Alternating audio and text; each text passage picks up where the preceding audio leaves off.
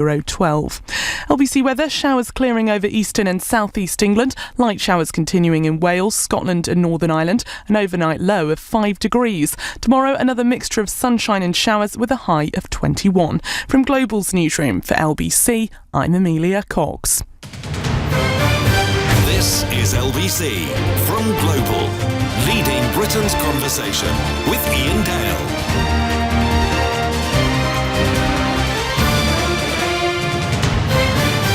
Hello, very good evening. It's coming up to 3 minutes past 9 here on LBC. This is the 9th of our Battle for Prime Minister interviews. If you want to watch all the rest, you can find them on the LBC website, LBC YouTube page, or just go to iaindale.com. They're there as well. In the next hour, we're going to be talking to Michael Gove, the Environment Secretary, Conservative MP for Surrey Heath.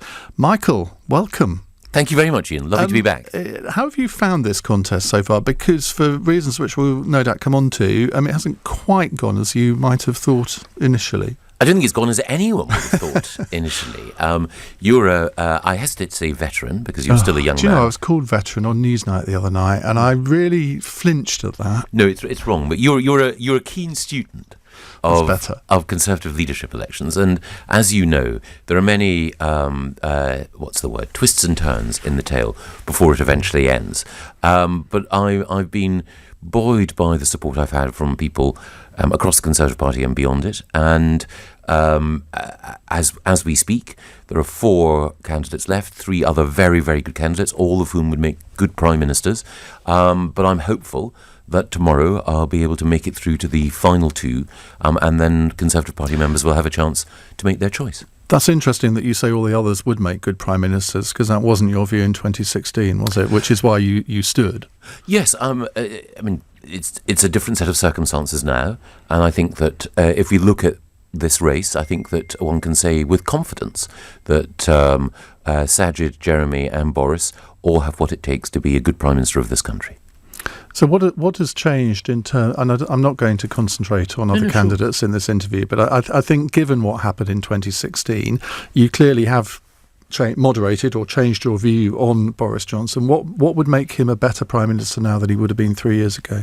Well, I think that, again, I don't want to go over the past because this is a different time and a different choice.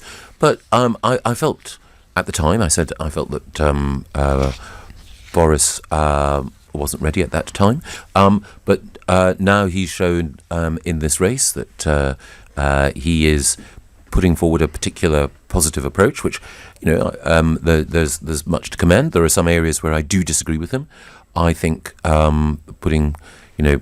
it's always difficult in leadership elections because the natural reticence and modesty that most of us would like to cultivate, you have to put to one side. But I do think I would be a better prime minister than Boris. But of course, I do recognise that he has formidable qualities, and he's a big part of the Conservative Party and the country's future. Give me one way you would be a better prime minister than Boris. I think the first thing that I would say is that overall, I've shown in 3 big government departments a capacity to drive change and to deliver. And I think if one looks at what I've done in education, what I did at the Department of Justice, what I've done at the Environment Department, we've seen there a record of success, not just a good administration helped by great civil servants and a wonderful team of ministers, but also driving change. And I think that at a time when it's a serious moment in the life of the country, and the stakes couldn't be higher, the consequences couldn't be greater, I think that would be a real asset. The other thing also is that you need to have someone who can take on Jeremy Corbyn. And of course, Boris has communication skills aplenty. But when it comes to the forensic examination of Corbyn's programme and a demolition of him in the House of Commons, I believe that I would be better equipped than any of the other candidates to take Jeremy Corbyn's terrible Marxist-indulging, anti-Semitic trafficking, Venezuela-worshipping form of socialism to the cleaners. Did you rehearse that bit, or was that spontaneous? Everything I say is always spontaneous, Iain, just like you. Of course it is. No, it genuinely is with me. Mm-hmm. The trouble is, though, I mean, when you look, you are right. When you were back in education, you did drive reform, but you also created, your critics would say, a lot of havoc that you left for others to clear up. And David Cameron recognised that when he moved you to be chief whip under advisement from Linton Crosby, we understand. You have a record of being a controversialist in every department that you've been in, don't you? Is that something that you kind of need to get away from? Well, I'd contest that. I mean, I won't for a moment reject or resolve for anything that we did in the Department for Education, because as a result of that, we have 1.9 million more children in good and outstanding schools. People recognise that grade inflation has gone. In the past, when children had their GCSE and A-level results, it became fashionable to debunk them and say, not as hard as in my day. Nobody says that now, so we can celebrate children's achievement. We have narrowed the gap between rich and poor in education. I also think if one looks at the time that I spent at the Ministry of Justice, and now my time in DEFRA, you can also see that I've brought people together. So at education, yes, occasionally there was controversy, but I don't think there's ever been any education secretary that any of us can think of who hasn't occasionally had some pushback from some in the profession. David Blunkett, many people would say a great education secretary for Labour, he ended up being trapped in a wardrobe, I think it was, or a cupboard during an NUT conference once. Ruth Kelly, another good Labour Education Secretary, unpopular at times. But when I was Education Secretary, I brought together people from Labour and the Liberal Democrats, Sally Morgan, who used to work for Tony Blair, David Laws, of course, and we managed to push forward reform. At the Ministry of Justice, I was able to bring together people from a huge variety of different backgrounds, people at the Howard League for Penal Reform, who tend not to be great fans of Conservative ministers, who were pleased with and applauded what we were doing. And it was also the case now at the Department for the Environment that we have, even today, plaudits from the National Farmers Union for the way in which we've speeded up payments to farmers in need, and at the same time organisations like Greenpeace and Friends of the Earth, who, while critical in certain areas, are nevertheless warm towards our direction of travel. What's been your biggest mistake as a minister? I think my biggest mistake was the way in which I counselled the Building Schools for the Future programme in my first few months as Education Secretary. And how did that come about? Why did you make that mistake, and what did you learn from it? Well, I think I knew that the Building Schools for the Future programme was wasteful. I knew that we needed to spend the money more wisely. In the end, we managed to significantly reduce the cost of new school buildings by half in order to create many more school places.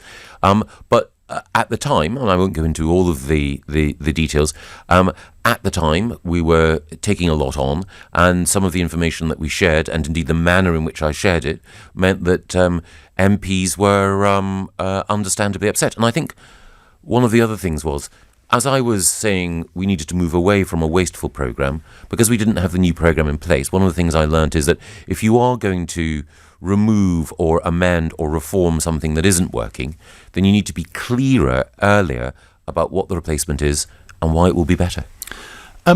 Dominic Cummings was an advisor of yours at the Department of Education. Yes. Very controversial character, very effective in many ways. And I mean, he was, as we all know from the film, one of the key people in the Vote Leave campaign. He's even better looking than Benedict Cumberbatch, I have to say. That's a matter of opinion. Controversial. If you become Prime Minister, what role would he play? Would you have him in your team? No, I wouldn't, no. Why?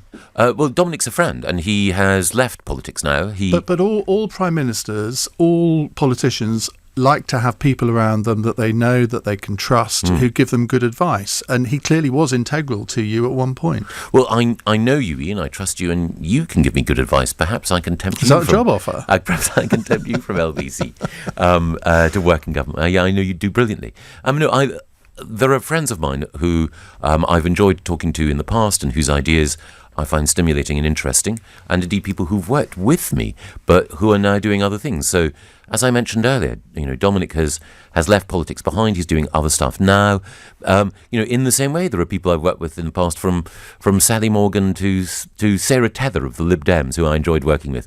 And I don't think either Sally or Sarah would be expecting a call from me to come and work in 10 Downing Street if I were fortunate enough to be elected Prime Minister. I don't know if you've seen this story in the Telegraph. It was yesterday, actually.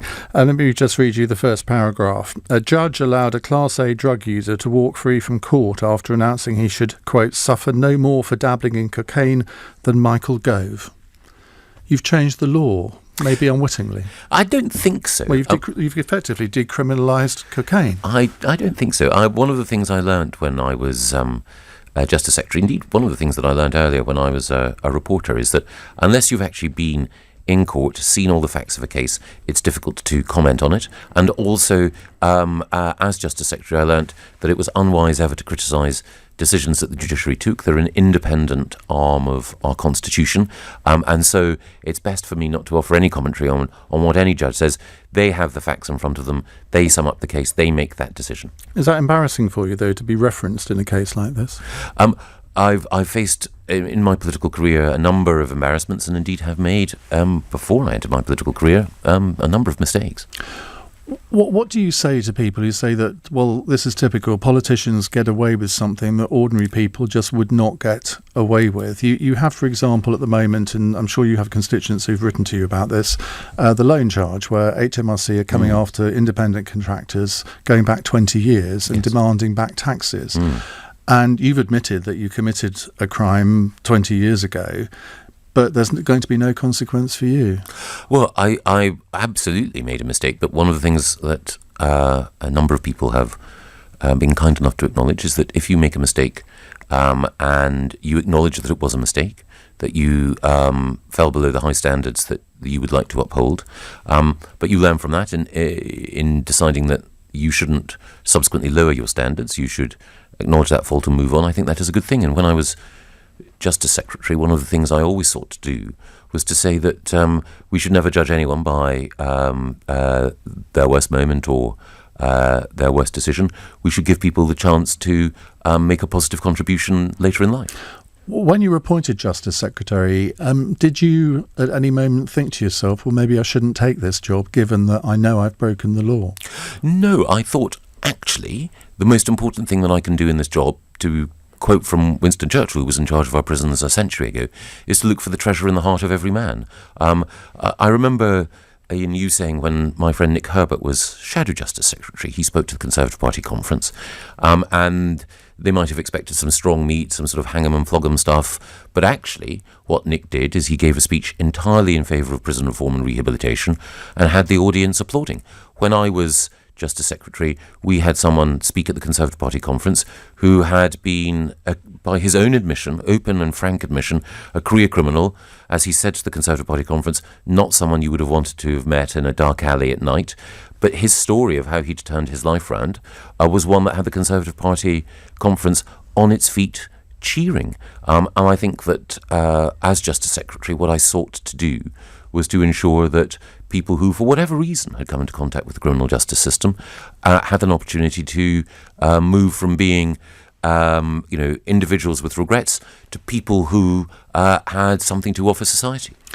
Which is very interesting. Last night at this time we were doing a phone-in on the comments of the retiring Chief Constable of Durham Police, who, and if you haven't seen him, I'd urge you to look at this, because I will. He said that what we should get away from is the thought that we have to punish everybody. What the priority of the whole criminal justice system should be to prevent reoffending. Yes.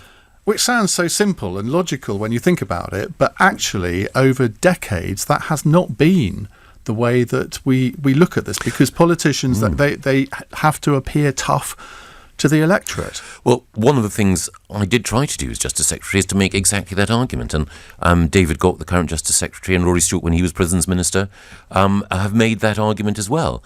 If you're really tough on crime, what you want to do is to reduce it.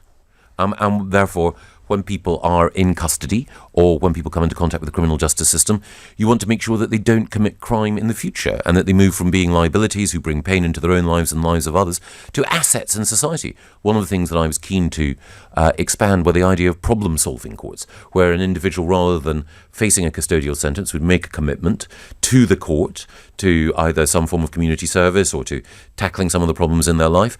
And I felt that was the right way to go. And I don't think that it is, as the Conservative Party conference demonstrated when we made this argument, I don't think that's, weak or lily-livered. It is absolutely the right rational approach to reducing crime and also helping individuals. One of the things also in my mind when I became Justice Secretary was, as you know, I'm adopted.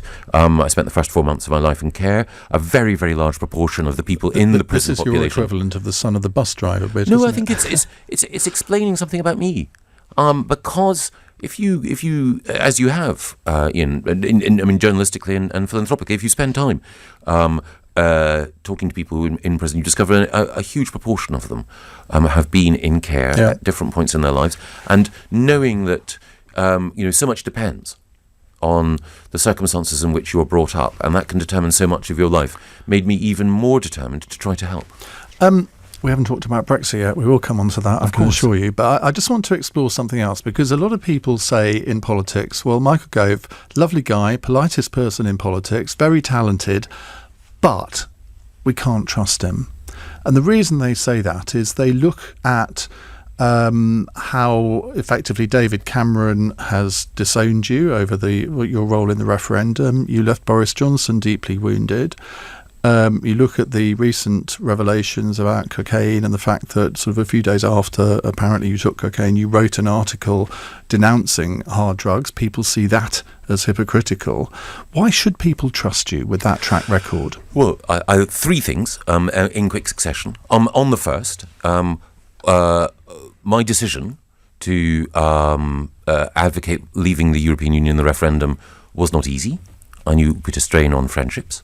But I made that case because, again, as I think you know, but perhaps everyone doesn't, my family were directly affected by our membership of the EU. My dad's business, he was a fish merchant, ran a small fish processing business, went to the wall as a result of our membership of the Common Fisheries Policy.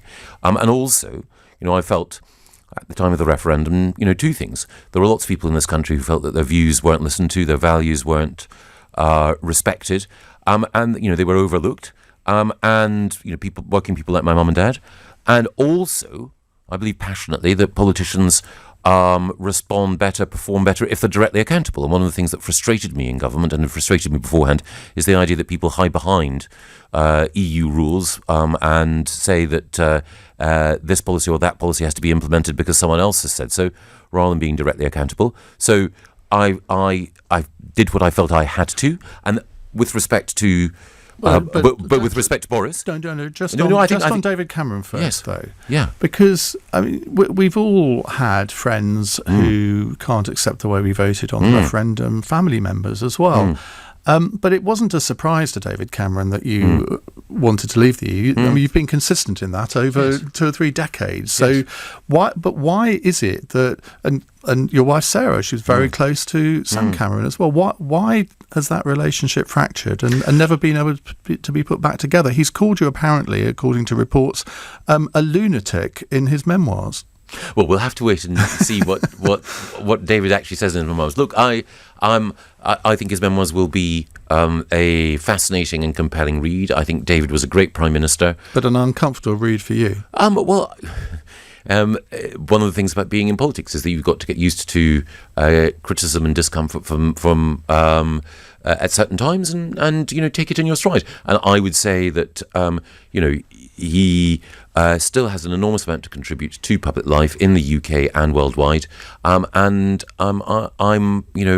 admirer of everything he's achieved, and I wish him and his close family and friends nothing but good fortune in the future. Do you think that your friendship with him can be restarted at any point? Well, I bear. There are very, very, very, very few people in the world to whom I bear any ill will, and certainly very few with whom I've worked. So, who's to say what the future may hold? But I have nothing but respect for David and for everything he's achieved, and for him as an individual. So again, why should people trust you, given those 3 things? Well, the first thing there is, if you, as you were generous enough to acknowledge, if I believed something for 3 decades, and I stick to my principles, even if I know that it's going to be difficult, that's a sign that you can trust me. Then on the second question, of course, very difficult, but I did what I thought was right for the country at the time. Now, I knew that it would be difficult then, but what you want in a Prime Minister is someone who can ultimately make the right decision on the basis of what they think is principled and right and good for the country. And that's what I've done. But even on Brexit, people accuse you of, even though you were effectively one of the main leaders of the Vote Leave campaign, there are plenty of people in the European Research Group on that side of the Conservative Party who think you've sold out on Brexit, that you became a firm advocate of Theresa May's deal, and therefore they can't trust you either on Brexit. Well, Theresa May's deal, while it had its imperfections and has its imperfections, would at least have seen us out of the European Union on March the 29th if we'd voted for it. But in name only. That's what they would say. Well, every single cabinet minister who resigned from Theresa's cabinet over Brexit ended up voting for that deal on March the 29th. Boris voted for it, Dom voted for it, Esther voted for it. So how can it have been anything other than Brexit if they voted for it? But you didn't just vote for it. You were one of its cheerleaders on the media. And whenever you turned the radio on, you were on the media defending it and yes, saying, and that's another reason why people should vote for it. Yeah, that's another reason why I can be trusted, because I'm a team player, and I believe that the right thing to do was to try to get us out of the European Union on March the 29th. A failure to get us out on March the 29th led to, well, it gave me a very, very, very personal sense of exasperation. Look, I've argued for leaving the European Union for a long time. Making that decision, as you pointed out earlier, came at no small cost to me personally. I was determined to see it delivered, and I argued the case in this studio and also in the television studios. In effect, I went head to head with David Cameron. When Faisal Islam was interviewing the people who were making the case for this, and when David Dimbleby had a question time audience, it was David on one night, me on the other. It couldn't be more personal or more determined. So I started this, and I will finish it. Well, okay, well, let's move on to how you would finish it. Because I'm slightly unclear what you're now offering as Prime Minister. How would you ensure that we're out by the 31st of October? Well, I'd like us to be out at the earliest possible opportunity. The way to do so, I think, is first of all to deal with, as Jeremy Hunt was very clearly laying out earlier this evening, the problem with the so-called Irish backstop. Now, I think there have been some misunderstandings about the backstop, but one thing is clear. The EU have said that it can't last indefinitely. It must be temporary. And we need to take them at their word and prove that. And one of the ways in which we can do that is by taking each of the individual issues which the backstop is designed to resolve and coming up with solutions. Now, people think of the backstop and the border between Northern Ireland and the Republic of Ireland purely in terms of trade, or some do. Actually, it's a many-faceted issue. We need, first of all, to make sure that the gains of the peace process are consolidated. And one of the concerns that people in Northern Ireland and the Republic have is that because of the last general election, there are no Northern Ireland nationalist voices in Parliament. So we need to have Northern Ireland nationalist voices from the SDLP in government. We can do that if we restore Stormont. There are some people who are worried about the impact on cross-border relationships because, as you know, you have a situation where for a county in the Irish Republic like Donegal, it is a UK city, Londonderry, which is the principal economic hub, and in the same way, you have a relationship on the road that runs from Belfast to Dublin through County Down and County Louth and Dundalk. You have communities on either side of the border that need support. We need to give them additional money. But also one of the other ways in which you can get rid of the backstop is by making sure that you replace some of the arrangements that might otherwise be required at the border with different sorts of checks and monitoring, the so-called alternative arrangements that the EU are committed to working on. No, you're right, but these arguments have already been had, and the backstop is in the withdrawal agreement. The EU say that that's not going to change. You say you'd like to make it temporary, but if you put an end date on it, it no longer becomes a backstop, does it? No, well, I think one of the points that has become clear in some of the conversations that I've had recently is that there's a recognition on the part of the EU that they need to ensure that... And these are conversations with whom? European politicians, that they do need to have a means by which Parliament can acknowledge that the backstop is temporary. There are different ways of doing that, and I believe that working in good faith with politicians in the Republic of Ireland and across the European Union, we can do that. But within what timescale? Because, as I said to Jeremy earlier, the Commission goes on holiday for the whole of August. Well, I'm not. Well, maybe not. Well, you might be if you don't win.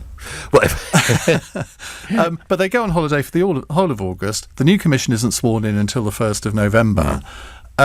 Nobody has really succeeded in separating the 27 EU countries from the Commission. So who would you even be talking to in that time and carrying out the negotiations with? Of course, the Commission acts as the sort of secretariat for the Council of Ministers, but ultimately the decisions that are taken by the European Union are taken at the European Council by heads of government. So the really important thing to do is to make sure that Leo Varadkar, the Taoiseach, and Angela Merkel, Emmanuel Macron, Prime Minister Conte in Italy, and others know what is required, and you can achieve that through direct diplomacy with those heads of government. If those heads of government in the European Council do believe that there is an appropriate view, and if people like Donald Tusk and others are determined to facilitate it, then you can make progress, and you can make rapid progress. And do you have a document that you can, on day one that Michael Gove becomes Prime Minister, that you can actually say, right, here are our new proposals,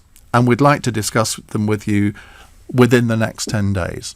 Yes, but I'm worried now that you'll submit a freedom of information request for them, and as a result, our You put the idea in my head now. As a result, our negotiating strategy would be shared with others. You know what I'm saying? Yeah. I think there's been a lot of waffle from lots of candidates in this leadership election, a big wish list, but it's been very difficult to pin anyone down as to what the approach would be, apart from saying, well, we all want to leave, and if we don't, blah, blah, blah. But what would materially change from the existing withdrawal agreement? Well, I've gone into some detail, perhaps more detail than some listeners might want, about some of the precise things that need to happen in the relationships between the UK, the Republic of Ireland, and the European Union.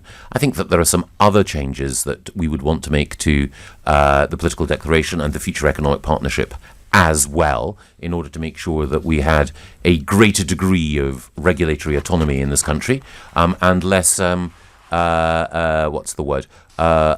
fewer restrictions imposed by Europe as the price of proximity to trade.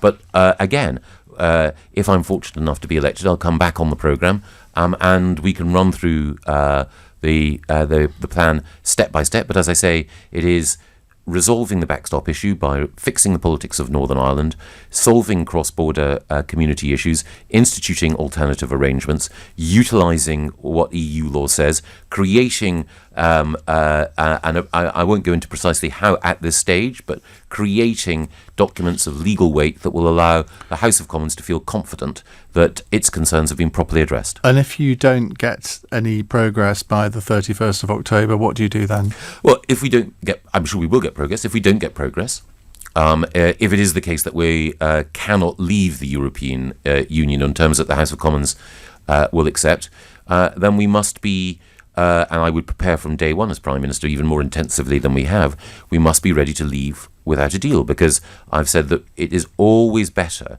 to have no deal than no Brexit. And just final question from me. Have you had discussions with Rory Stewart today on forming a joint ticket? No. I talked to Rory today, but not about that. What about? I wished him well in the result tonight, and we had a chat about one or two other areas of mutual interest. How the Department for International Development and but he said he had discussions with you on this. Rory and I have talked about lots of things, but we didn't talk about that issue. So he's not telling the today. Truth? No, I don't think Rory said that, without getting into private conversations that we may have had at a different time, I don't think Rory said today that we've been talking today about anything like that. But you might have done yesterday.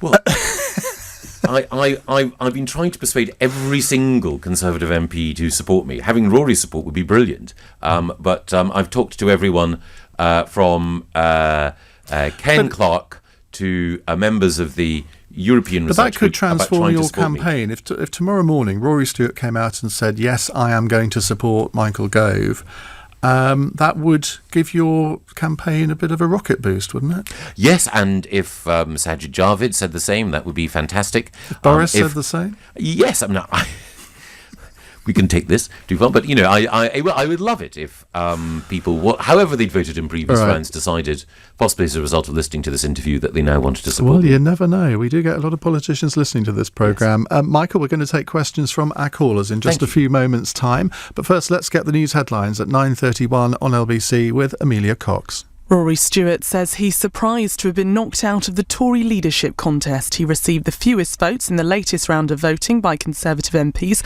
Tomorrow, the field of 4 will be narrowed down to 2.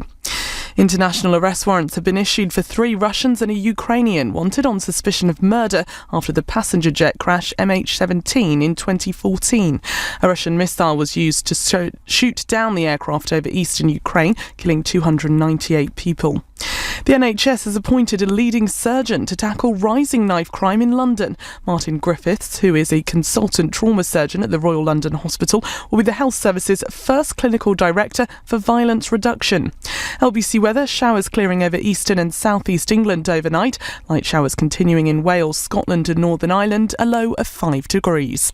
LBC. At the Bank of Antandek, they're looking for a mascot. We need an icon. Something that says high flying to all our mortgage customers. Like a falcon or a stallion. Or even better, a parrot. Check it out. Meanwhile, at Santander, they're concentrating on helping customers find ways to take years off their mortgage with their overpayment calculator. See what's possible at Santander. All applications are subject to status and our lending criteria. Your home may be repossessed if you do not keep up repayments on your mortgage. In the trade, sign up to Wix Trade Pro and get 10% off every time you shop with no minimum spend. Download the app to register. Always cheaper with Wix Trade Pro. Terms apply. So, what's everyone got for lunch then? Just a sandwich? Yeah, I've got the same boring sandwiches yesterday. Oh, what have you got? A refreshingly smooth Costa iced latte, a tasty mozzarella and sun-dried tomato pasta salad, and a bag of fancy hand-cooked crisps. Why have the same thing every day? Pop into Costa Coffee for lunch and pick up your favourite hot or iced coffee with our delicious lunch deal, just £4.95. Costa's lunch deal available between 11 and 2. Visit costa.co.uk for full terms and participating stores. Psst. Did you know that Pimlico Plumbers have an utterly fabulous 24-hour service?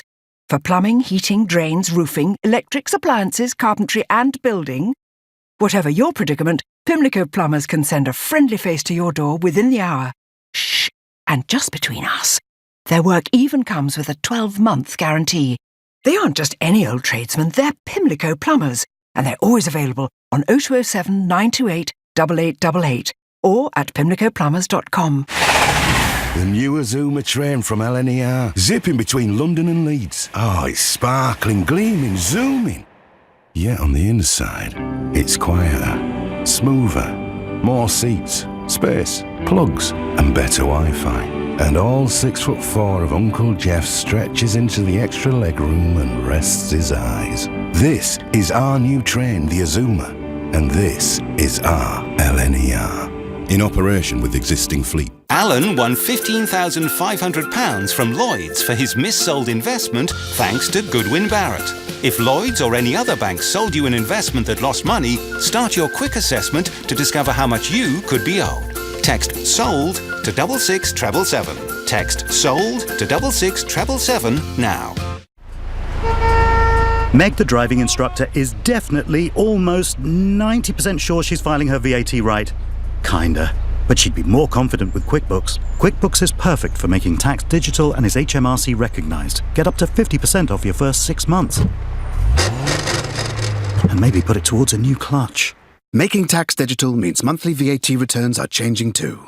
Are you ready for the 7th of July? Visit quickbooks.co.uk for details. QuickBooks, backing you. Iain Dale on LBC.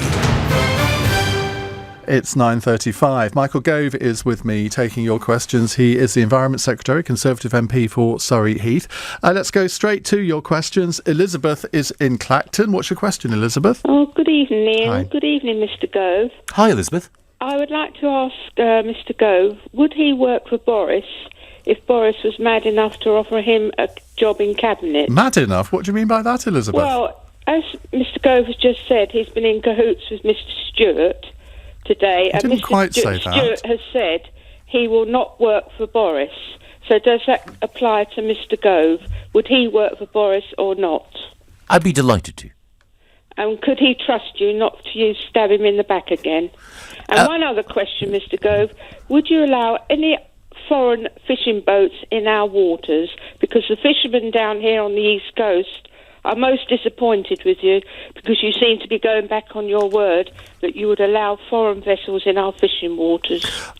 I would be delighted to serve in Boris's cabinet.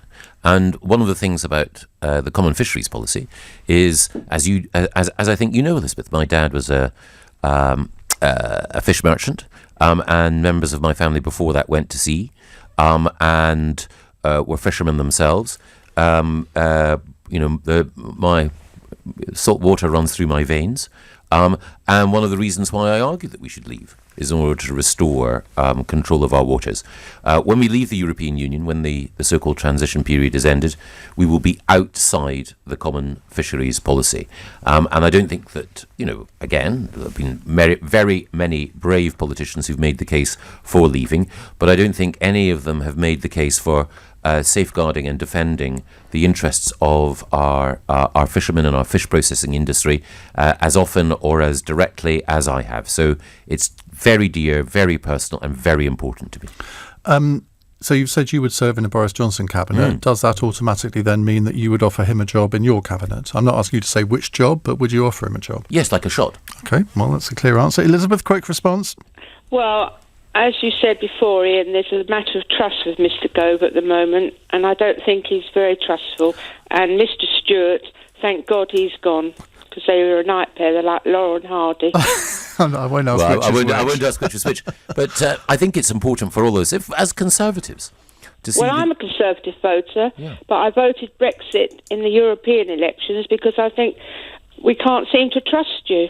We want to leave, and Boris is the only one who said we will leave on the 31st, come what may. Yes. And you're saying that you would delay it. Why would you want to delay it? What for? Why were you all afraid of the EU? For once, have some backbone and say, no, we're leaving, goodbye, and keep our 39 billion. Well, Elizabeth, there's some very many good points there. I'm as frustrated as you are. I suspect maybe even more frustrated that we haven't left. But the reason why we didn't leave is we didn't get people in the House of Commons to vote for the means by which we would have withdrawn. I voted for it all the time. Boris voted for it on March the 29th as well. We were in the same lobby together, voting for the same deal to get us out. And I was very pleased, when I came out for leave, that Boris followed me and joined the campaign at the time. So there's been no one more determined to leave than me.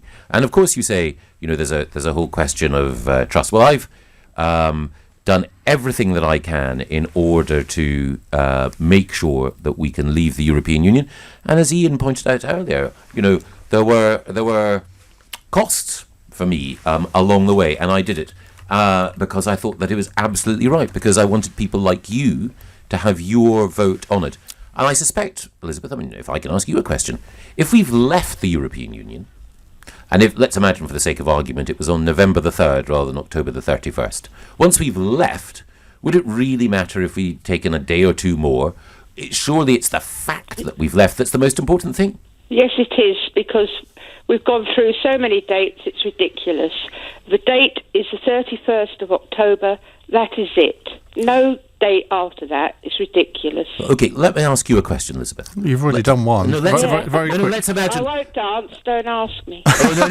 No, but this is a useful point. Let's imagine that you were having a new kitchen fitted. You were lucky enough to have a new kitchen fitted. And the people said, we're going to have it all in by October the 31st.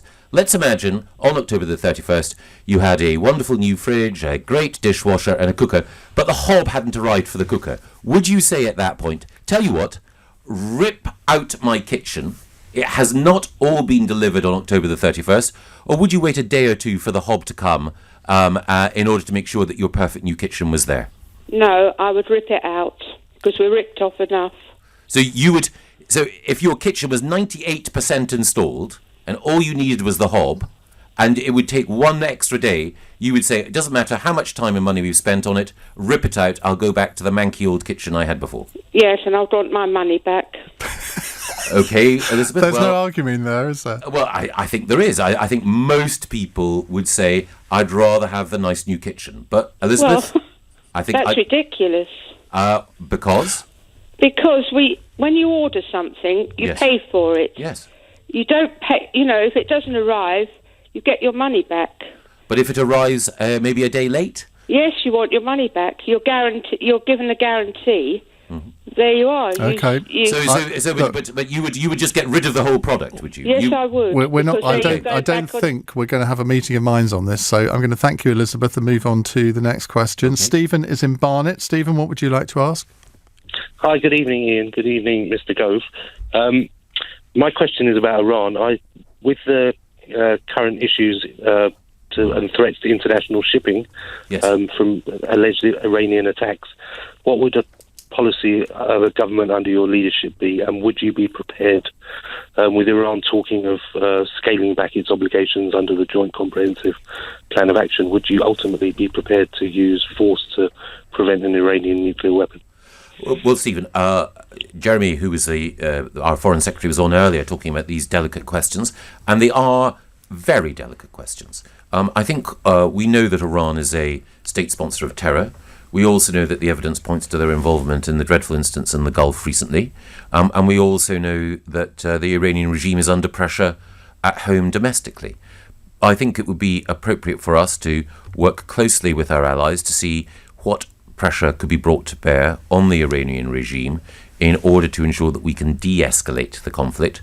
But I think that it's wise, when you are dealing with a sensitive and difficult situation like this, not immediately to either invoke talk of the type of action that you might pursue, or indeed to reach automatically for a particular recourse that might end up further inflaming rather than de-escalating a situation. Have you moderated your views on foreign policy? Because you were known 10, 15 years ago as quite a neocon. You wrote quite a controversial book, and yet you seem to be the voice of moderation on these issues now.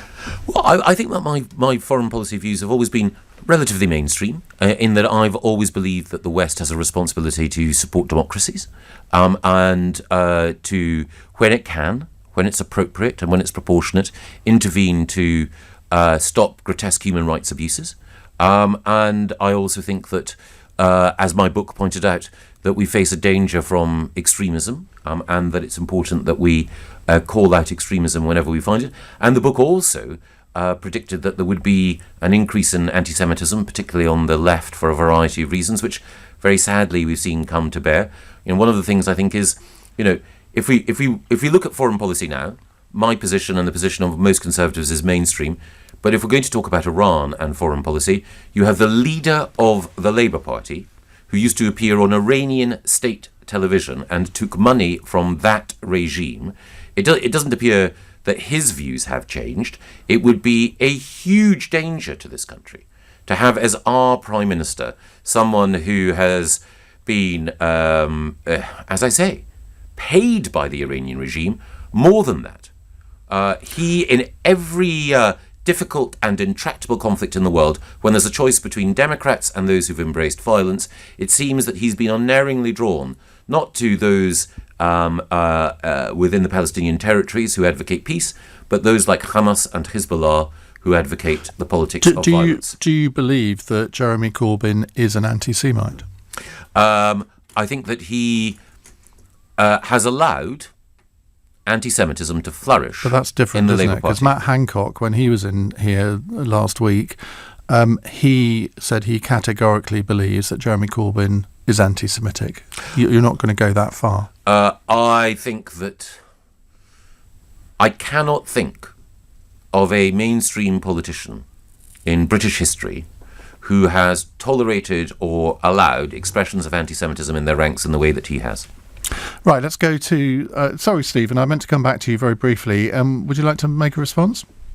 Yeah, firstly, congratulations to Mr. Gove for very skillfully avoiding answering my question. But, I think that's acceptable for him to be cautious in his language with international diplomacy. Personally, I think Iran is the mentality. I've lived in the Middle East, and the mentality there is if you don't stand up to them, they'll think that they can walk all over you, and that's exactly what happened in the negotiations for the Joint Comprehensive Plan of Action, which essentially greases their path to a nuclear weapon. So it's all well and good to want to avoid war, but sometimes you have to be, especially in the Middle East, you have to be very clear that the Iranians, if they don't voluntarily abandon their nuclear weapons project, that they will be stopped militarily. Okay, Stephen, thank you. Malcolm's in Lambeth. What's your question, Malcolm? Can I speak to Michael? Is Michael there? Yeah. Yes, hi, Malcolm. He absolutely is. Hi. Oh, hi, Michael. You know what? You really impressed me on the television. You sounded more compassionate, more caring, more of a statesman, and I've even put a bet on you and Rory Stewart as well. But, Michael, I want you to do something for me, or something for the members of the country, or the people of the country. Universal credit's a cruel policy, Michael. People are committing suicide, they're going homeless, you've got food banks, they're going cold. I'd just like to ask you to scrap it completely, please. Well, Malcolm, thank you very much for your kind words, and also you are. I completely understand your concern, because it is the case that we want to have a welfare system that helps people through all the difficult times that they might face in their life. And there were one or two teething problems, I know, with universal credit, but Amber Rudd, the Work and Pension Secretary... I mean, that is a real understatement, isn't it? Amber acknowledged that and secured some extra money from the Chancellor in order to make sure that universal credit would work better. And one of the things I've also said is that we need to look at the way in which the tax system and universal credit interact for people who are in work but who are facing a tough time, in order to see how we can help them more effectively. So the overall purpose behind universal credit, which is to make sure that people are always better off in work and that they receive everything that they need in order to lead a decent life, that overall principle, absolutely right. As I say, some of the implementation hasn't been right, and one of the things I'd want to do is to work with Amber and others to make sure that we had a truly compassionate welfare approach of the kind that you've argued for, Malcolm. So she's back at Work and Pensions in a Michael Gove cabinet. Well, Amber is a great person. I'm a great fan of hers. Malcolm?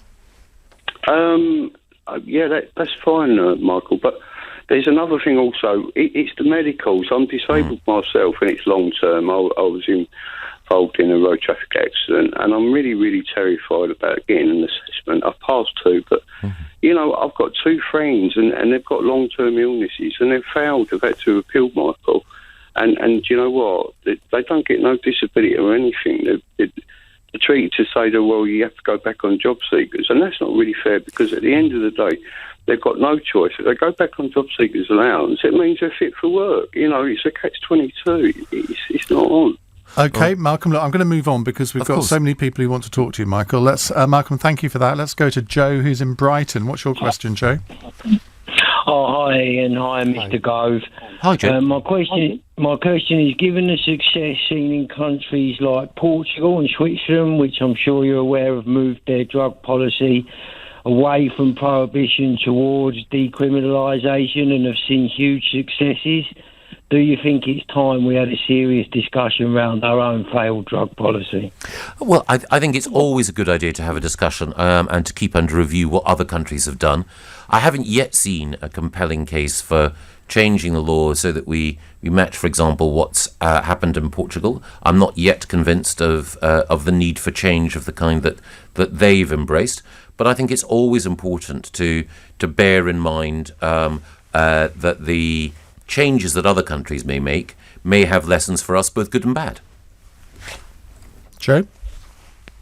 Well, two things. I mean, our policy is failing with the drug death capital of Europe, and my city, Brighton, is the drug death capital of our country. But purely from an economic standpoint, which I would think would be appealing to yourselves, there's many reputable studies that state we can save around $5 billion a year from decriminalisation. Surely that sort of saving would be attractive to yourself and your party. Oh, I absolutely take your point, but I think the most important thing is to think about public health in the round. So I think when it comes to these questions, the question that I would always first ask is, what would be the consequences for people's physical and mental health, short, medium and long term? That would be the determinant factor for me, but I recognise that this is an area where there's new research all the time and new developments, not just in Portugal, but of course in Canada. And I think it's important that we learn from those, learn from the mistakes that some other countries might make, but also if there are particular examples of good practice, and there have been in some countries like Sweden as well, then we can look at those. Joe, thank you. Just before we go to the next call, I don't want to put a question to you. It was actually from a text that I put to Jeremy Hunt. Do you think it's fair that MPs can claim expenses on TV licences, but the most vulnerable will now have to pay for them if they're over 75? I certainly think that people who are over 75 should not have to pay for television licences, no. So in that case, if you become Prime Minister, will you give the BBC the money to make sure that this doesn't go through? Well, I think that there are questions that the BBC have to answer, given my understanding of the arrangement that was reached with George Osborne over the future of the licence fee. But they would have to close down 4 or 5 different channels to cover the £750 million that they would lose if they didn't implement this.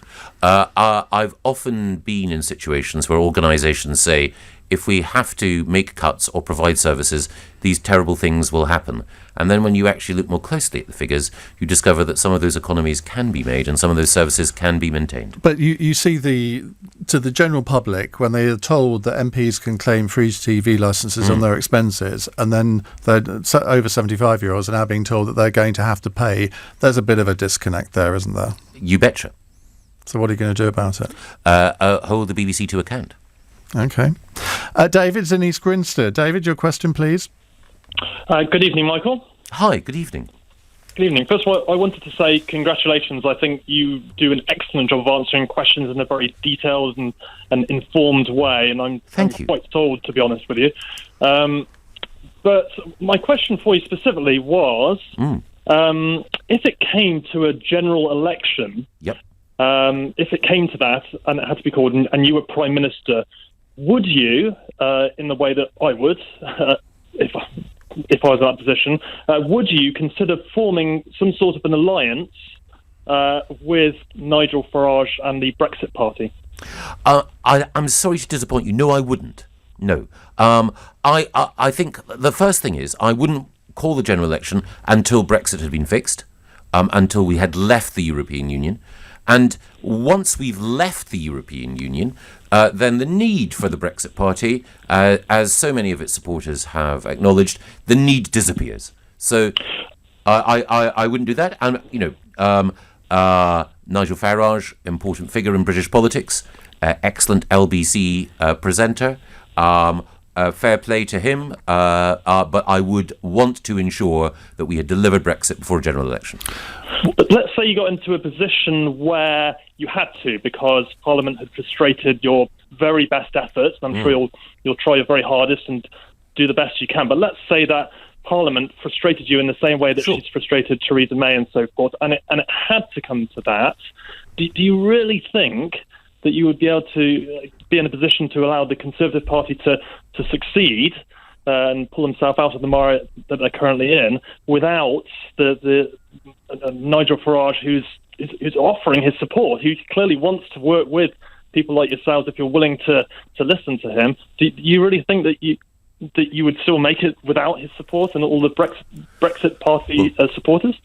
I think whoever leads the Conservative Party, if we go into the next election without having delivered Brexit, then I think there's every risk, in fact it would be a near certainty, that we would lose. And that is why I think it is so important that we do deliver Brexit before the next election. But I'm a Conservative, and I think that in any general election I would want to make arguments as a Conservative for our vision of what a post-Brexit Britain would look like. And if there are people who'd supported the Brexit Party in the past who felt that what we were arguing was right and our prospectus was good, then I would certainly welcome their support. But I don't believe in electoral pacts or alliances. I believe in trying to convince as many people as possible to vote for the Conservative programme. If you do get us out of the EU on October the 31st, you sound to me as if you would then be tempted, within the next few months to call an election to get a mandate? No. Oh, no. So you still would want to go to the 2022 date? Yes, because I would want us to use... Even with the parliamentary arithmetic, I mean, how would you be able to get your... Because, look, you're a radical. You're going to have some radical things that you want to do, but Parliament could frustrate those, surely. I think people do not want an early election. They want us to get on with delivering Brexit, negotiating the new trade deal with Europe once we're out, and also they want to see urgent action to deal with some of the challenges that we have. And in the last 2 years I've been Environment Secretary. Even with tough parliamentary arithmetic, we've managed to do a lot. We've managed on air pollution, on plastic, on animal welfare, on farming and fisheries to do a lot. So a determined government can achieve, and I would hope that on that record, at the next general election, we could increase our majority. OK, David, thank you for that. Thanks, David. John is in Limehouse. John, what's your question, please? Yeah. Evening, Michael. Hi. My question is, as PM, how would you sort of ensure that the Conservative Party and your government is a broad church of views? So I'm a 25-year-old who's potentially willing to vote Conservative, equally could lean towards Lib Dems. Given the sort of instant popularity of Rory, could you at least recognise that there's a huge appetite for a wider range of views, and that's actually the best way to beat Corbyn and get a majority? I would say that Boris would be a huge negative step in the view of the average person, and that MPs, for some reason, simply don't recognise that. And if you need that majority to beat Corbyn, I'd reach out a bit more towards the centre than panzer towards the further right. I take your point, John. I think terms like centre and right, we tend to use in Westminster, and people like yourself who are very keen political observers can analyse politics in that way. I think the main thing, though, for most voters is, are you delivering in the areas that matter to me? Is it the case that you've honoured the Brexit referendum vote, that you're improving schools, that local services are good? And you are right also that we need to bring on a new generation, and Rory is a very, very, I think, important part of the future of the Conservative Party. And you're also right, there are lots of people who have voted Conservative in the past, who in the European elections and perhaps in other elections have voted Liberal Democrat. We need to make sure that you recognise that the Conservative Party occupies a position on the common ground of British politics, where it's a realistic, pragmatic party of the kind that you can feel confident will govern well. OK, John, thank you very much. We have 90 seconds left. Danny in Bexley, can you ask your question within 45 seconds, please? Hi, Michael. Hi, Ian. Hi, I'm Danny. a former Labour councillor. I left the Labour Party in February of this year. I know the danger that Jeremy Corbyn poses to our country. What would you do to stop him being in number 10? Everything. Danny, if you want to get in touch with me, get onto my website, Let's Talk. I know a number of people who used to be in the Labour Party who recognise, as you do, the real danger of Jeremy Corbyn.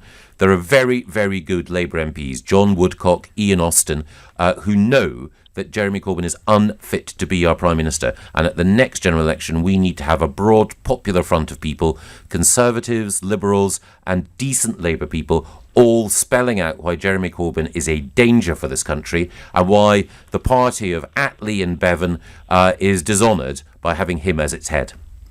Absolutely. Best of luck, Michael. Thank you, Danny. OK, Danny. Look forward to being in touch. Thank you very much indeed for that. Well, that brings us to the end of our 9th Battle for Prime Minister interview. Michael Gove, thank you very much. If you missed any of the interviews, they're all on the Cross Question podcast. You can find them all on the LBC website as well, or on the LBC YouTube channel. I'll be back tomorrow from 7 on LBC. In a moment, you'll be hearing the voice of Ian Payne. But this is LBC. It's 10 o'clock. On your radio, on Global Player, and Play LBC. leading Britain's conversation. This is LBC.